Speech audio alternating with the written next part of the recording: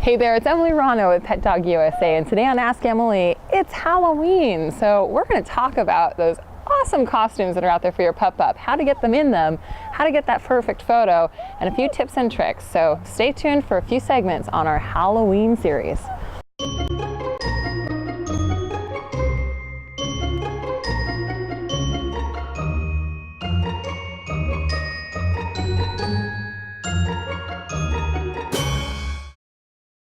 So what's more fun than getting dressed up for Halloween? When it comes to puppy dogs, it may be a little trickier than it looks. Our folks look adorable in their Halloween costumes, but trust me folks, if you have a pup and you've ever tried to get them to dress up like a dinosaur or a hot dog, you know it's not as easy as it looks. So here's a couple tips. Get them hungry and have lots of yummy food. I definitely recommend, this is a generalization type of exercise. Generalization means that we do all of our obedience training in low distractions, and then we want to generalize our obedience into higher and higher distractions. So it's really easy if you teach your dog a command like a sit command in low distractions. Basically, this costume is a really big distraction. So practice your obedience first, and then with food, introduce the costume slowly and show them the costume, let them smell it, let them get used to it, and don't try to put it on them all at one time. To put it on them, start to put it on them, give them a treat. If you're using a clicker, you can click and reward. If you're using a marker, you can show them the costume and then mark and reward. Maybe put it part way on, mark and reward, take it back off, let them have some freedom. Then get it all the way on, mark and reward, take it right back off. Work your way up to getting them all the way in the costume, and then I definitely recommend that once they're in their costume, you ask them to sit and stay, because that way they won't get it all messed up and they'll get used to having it on before they try to take it off. So that's a couple tips about how to get them in the costume in the first place. So now you have your dog in your costume, how do you get that perfect photo? My favorite command of all time in pet dog training is the place command.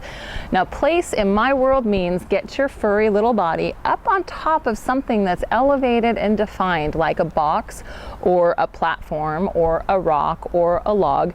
And I do recommend starting with something that's consistent in the beginning. I like to use a Tupperware bin upside down so that the dogs can get up on top of, or a bucket upside down for little dogs, something that they can get all the way up on top of comfortably and get used to this concept of when I point to something, it means get your little body up on top of that and you get lots of fun rewards.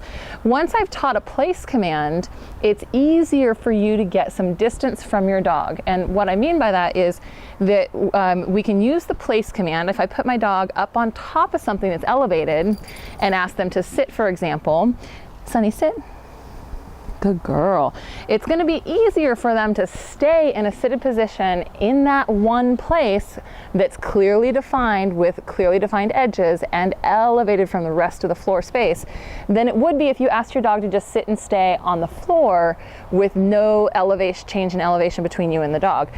So what that does for photography is it helps you get distance from your photo subject. Mainly, it helps you get distance from the dog to the handler. Our dogs want to stay right by us. So if you ask your dog to sit and stay on the floor and you back up, I almost guarantee you your dog's going to want to follow you, and it's hard to get that perfect photo. So use a place board, teach a place command, teach them to get up on top of something and stay there, then generalize it, just like with your other commands, into the high distraction of your cute little costume.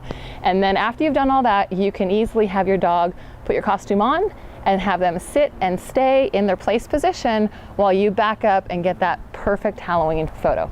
All right, so some quick tips about Halloween. It's a lot of fun and we all enjoy the costumes, but one thing that's really important to remember is that our dogs don't rely on their vision as their primary sense of orienting things in the world. So what does that mean? Every time the silhouette of something changes, they no longer recognize it in the same way, and that includes humans. So one of the things that catches people off guard with Halloween is you have to remember, with all these crazy hats and crazy silhouettes coming and going throughout your community, really can be scary for your dogs.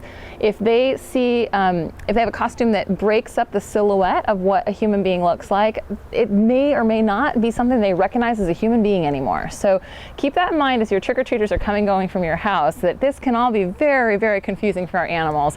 And if you have a dog that's nervous or skittish, it might be a good idea to just put them away and not make them go through all of that stress that we find really fun, but for them sometimes lands in a completely different way.